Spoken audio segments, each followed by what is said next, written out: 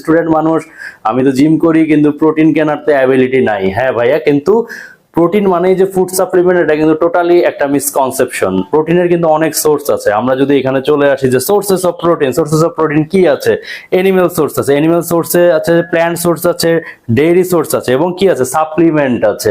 মানে এইগুলো যদি আমি খেয়ে থাকি তাহলে কিন্তু আমার যে প্রোটিনের যে ডিমান্ডটা আছে এটা আমি ফুলফিল করতে পারবো। এবং কিভাবে কতটুক আমার বডি টাইপ হিসাবে প্রোটিন দরকার এটা কিন্তু আমি অলরেডি ক্যালকুলেশন করা শিখিয়ে দিয়েছি, আমার আগের ভিডিওগুলো দেখবেন।